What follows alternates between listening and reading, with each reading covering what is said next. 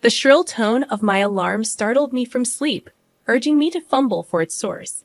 Gradually, the unfamiliar room came into focus, the sparsely furnished bedroom, the closet overflowing with another woman's garments, my wife's clothes. Despite the supposed promise of a new beginning, this lavish penthouse still felt alien. Last night's supposed joyous occasion, my wedding to Everett, now seemed surreal in the morning light. Blinking away sleep, I reached out across the vast expanse of the bed, finding only cold sheets where my groom should have lain. The clock's unforgiving hands revealed it was already 9:00 a.m. Where was Everett?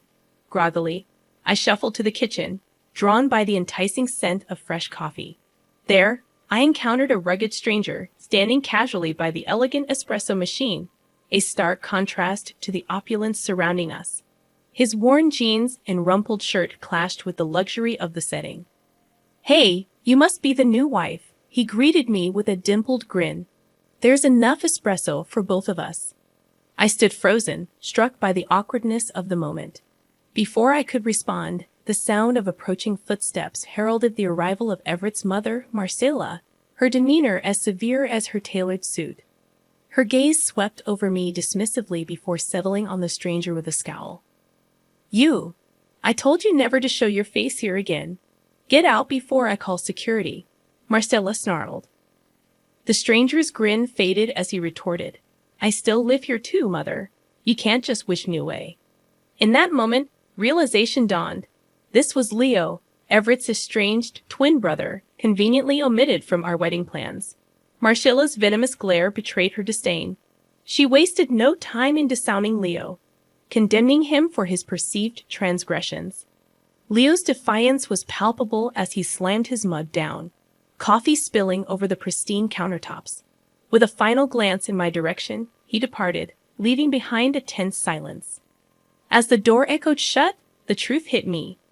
The fairy tale facade had shattered, revealing the dysfunction beneath. The in-laws I barely knew had become adversaries, and Everett was nowhere to be found. Leo's ominous warning lingered, foreshadowing the tumult to come. Over the ensuing weeks, I endeavored to assimilate into the family, clinging to the illusion of marital bliss. Despite Marcella's constant scrutiny and Everett's emotional distance, I maintained a facade of composure. Yet each day brought new challenges: Marcella's relentless criticisms, Everett's absence, and the suffocating expectations placed upon me. The breaking point arrived on a quiet Saturday morning, as I prepared Everett's favorite pancakes, only to realize that my sacrifices had become servitude, and my dreams of happiness were fading fast. Marcel was already bustling around the kitchen when I entered. "Oh, don't bother yourself, dear," she said with feigned concern. "I didn't want you exerting yourself. Why don't you relax?" My fists clenched around the whisk I was holding. "This is my household, too. Please allow me," I retorted. Marcella's eyes flashed dangerously, but she begrudgingly stepped aside as I mixed the batter. Gaining a few pounds already. You should be more careful. Men can be so vain," she remarked. I gasped, nearly dropping the bowl. Before I could respond, she breezed out with one last jab. "Do tidy yourself before Everett wakes. We wouldn't want him to lose interest." The insinuation felt like a slap in the face. As I mindlessly spooned batter onto the griddle, tears blurred my vision. I had endured their abuse for weeks without complaint, but the Everett I loved would never stand for this. Why hadn't he intervened or confronted his mother about her horrible behavior?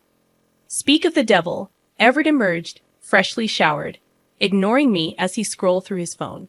"Everything okay, Everett?" I asked vaguely, wiping furiously at my eyes.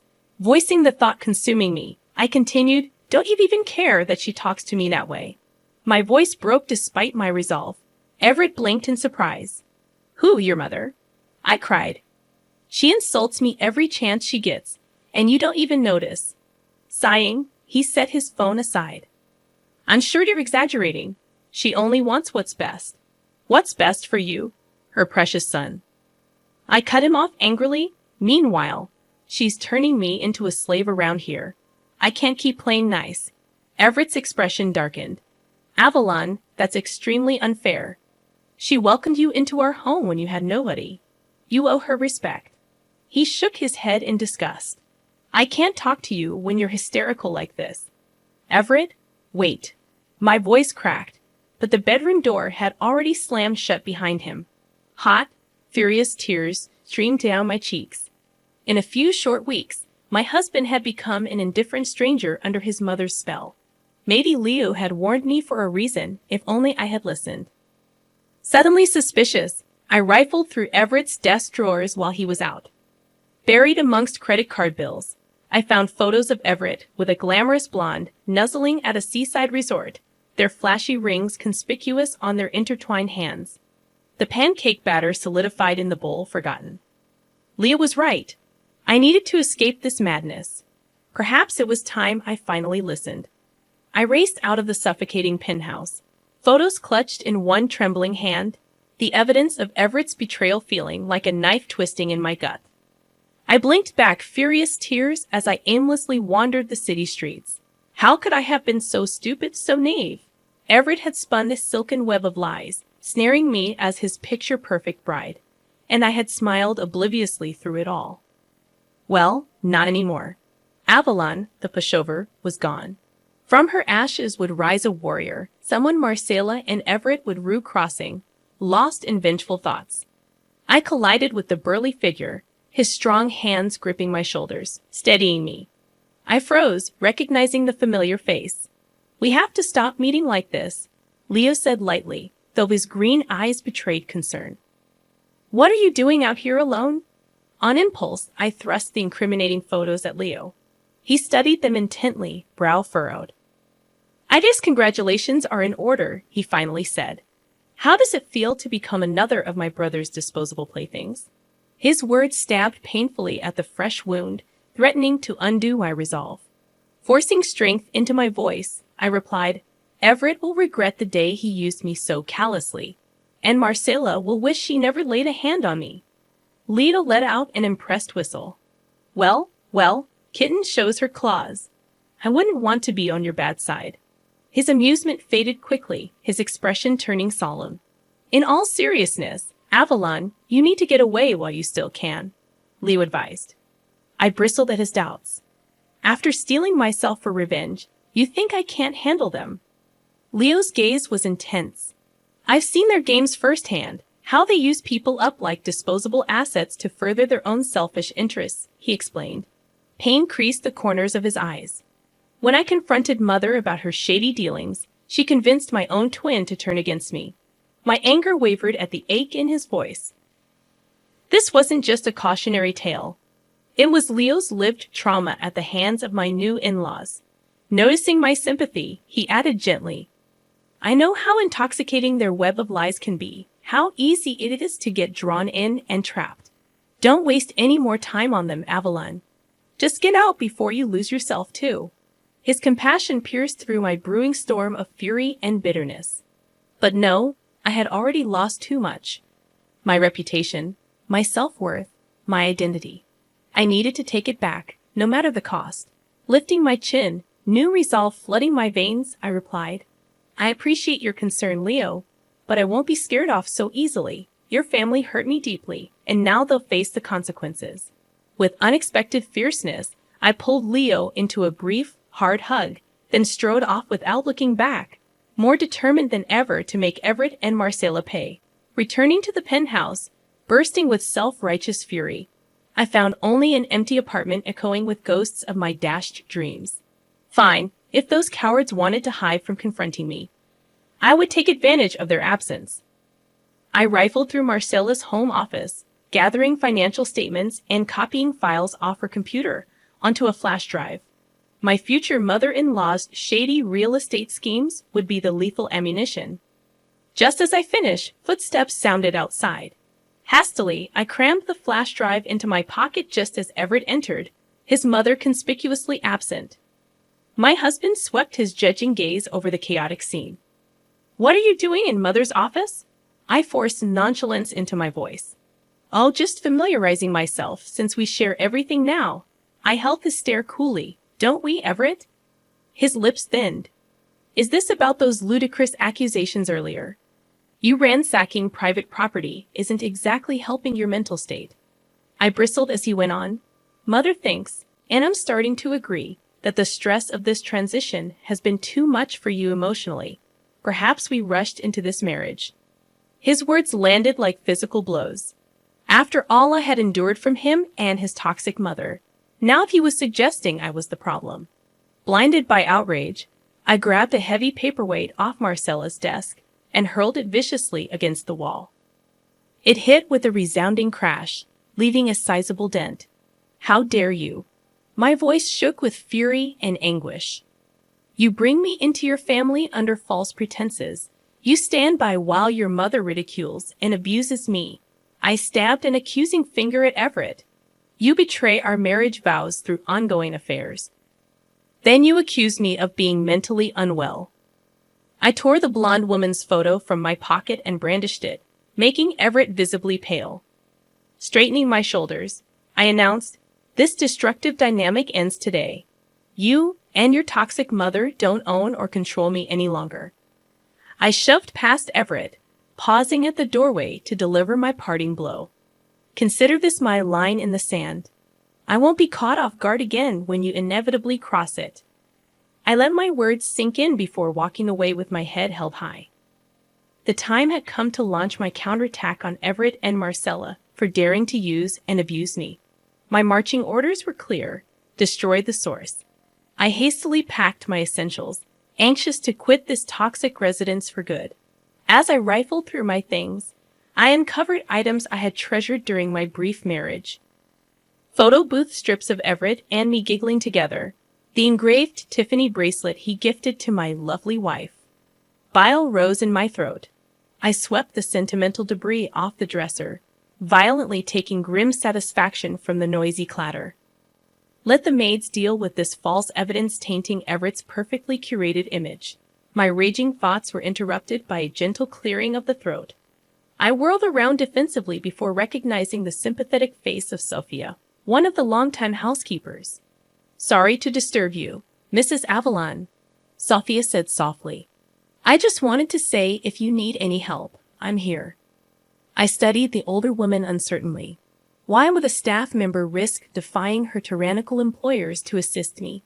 But Sophia's kind eyes held no deception. I decided to take a chance. "Did you know?" I asked bluntly about Everett's affairs and his mother's abuse. Sophia nodded shamefaced. "Mrs. Marcella ensures our discretion, but please know I never condone their behavior." She hesitated before adding quietly, "Several former wives confided in me before receiving their severance packages." I absorbed this with dawning horror and clarity. My initial blind rage had narrowed my focus, but Sophia grounded me in the stark reality of this pattern of mistreatment. I was hardly the first to suffer this cruel cycle, merely the latest victim. If I didn't act decisively, I grabbed Sophia's hands urgently. "I can't let them keep doing this, but I'll need proof to expose them: letters, photos, documentation." I held her earnest gaze. "You've seen things, Sophia. With your help, we could end this toxic cycle for good." Sophia studied me for a long moment before giving a firm nod. "Gather your evidence and do what must be done," she declared boldly. "I shouldn't have spoken up long ago. Now we make this right." We quickly formulated a plan. With the family conveniently out of town, Sophia would secretly retrieve incriminating items from their offices while I moved out unnoticed. She would bring the evidence to Leo, who could help bring legal repercussions against his abusive family members. At last, I felt fully in control again. For the first time since entering the Williamson family's web of deceit, no more the powerless, pitiable victim. Now I commandeered my own rescue mission. The revelation of Everett and Marcella's transgressions would be my hard-won vengeance, a dish best served cold. Safely moved into Leo's modest apartment, I eagerly sorted through the mounting evidence Sophia had smuggled out of the lavish penthouse that was once my prison. "Look at this," I told Leo excitedly, stacking meticulously labeled folders on his scarred kitchen table. Bank statements confirming the money Marcella embezzled from family trusts, deleted emails proving Everett's affairs with that tacky blonde. I grabbed Leo's arm, meeting his uncertain gaze fiercely. "It's all here, enough to dismantle their web of lies and bring them to justice. Leo gently extracted himself from my impassioned grip. This is really impressive, Avalon, he said carefully. But are you sure this is just about justice for you? My enthusiasm faltered slightly as I registered the searching quality of Leo's stare. Exposing crimes was your original intention, he continued. But it kind of seems now like you just want to completely destroy them. His tone held no judgment, just open concern. I bristled, crossing my arms defensively. Trust me, after everything your family put me through, they deserve nothing less than complete annihilation. Leo held up his hands pleadingly. Hey, you definitely have the right to feel angry and vengeful. I have fantasized about revenge on Marcella and Everett enough times. A shadow crossed Leo's handsome features, stirring unpleasant memories. I just want you to search your own motives, Avalon, he said gently. If this is just about retaliating harm with more harm, that's not real justice, and it rarely resolves pain long-term. I had fantasized about revenge on Marcella and Everett enough times. A shadow crossed Leo's handsome features, stirring unpleasant memories. I just want you to search your own motives, Avalon, he said gently. If this is just about retaliating harm with more harm, that's not real justice, and it rarely resolves pain long-term. I bit my lip, considering his words. Was I letting bitterness consume me, blinding me from what I truly sought? Did I want the catharsis of watching Marcella and Everett suffer, or did I actually want to be finally free of them? I let that sink in with satisfaction. We had them cornered at last. These loathsome snakes I had once thought family. Justice would soon be served. I spared one last contemptuous glance for Everett and Marcella's shell-shocked faces before striding out gracefully, head held high. The dragon had been triumphantly slain. Time for this warrior to ride into the sunset along her new path. I rolled over with a blissful sigh, warm sunshine bathing my face instead of the cavernous penthouse that had been my prison. I awoke in Leo's cozy second bedroom. No toxic people or memories lingering here to torment me, only my newfound freedom. The feeling amplified when Leo appeared, bearing 2 mugs of fragrant coffee. Accepting mine with a grateful smile, I declared impulsively, "Let's go to the beach today." Leo nearly choked mid-sip in surprise before chuckling. Well, someone is clearly enjoying their liberation. What prompted this? I stretched lazily, higher spirits than I'd felt in ages infusing me. The thought just occurred to me that I can actually do whatever I want now without asking permission. It was true, the permanent clouds of fear and uncertainty had finally lifted. I had broken decisively from Everett and Marcella, now awaiting sentencing thanks to the overwhelming evidence Leo and I provided. My lawyers were ruthlessly pursuing both the divorce and criminal restitution I deserved. Meanwhile, Sophia and other staff had surfaced with their own grievances. Yesterday, I received a call that the family company would be permanently dissolving under the weight of lawsuits and criminal probe. No sympathetic connections or crisis PR could save the disgraced mother and son. Now karma comes for us all eventually, Leo remarked when I shared the news, his expression turning solemn. Still, seeing Everett's life unravel this way is harder than I expected. He's still my twin, you know. I covered his hand gently, acknowledging the pain and history only Leo fully understood. You have such a big heart behind that gruff exterior, Leo, I said softly. He grunted ambiguously. Yeah, well, guess we both turned out as the black sheep. Rising from ashes, a slow, genuine smile warmed his rugged features. At least neither of us is alone anymore. No, we're not alone, I agreed contentedly. Together we have faced pain and adversity, emerging indelibly bonded and renewed. I had arrived broken and bent, but now confidence and conviction ran through my veins. I had reclaimed myself, then helped Leo do the same for himself. There was power and beauty in our shared resilience. Later that sunny afternoon, we strolled down the beach, salty breeze kissing our smiling faces with the promise of brighter days ahead. My battle was over, justice served. The only path now was purposefully forward, side by side. Leo and I left 2 trails of footprints in the wet sand, Evidence that we had been here and refused to be erased. Proof that even the next waves couldn't completely wipe our slate clean. We would carry both damage and redemption forever. But at least we weren't traveling alone anymore. And that made even scars look beautiful in their own way.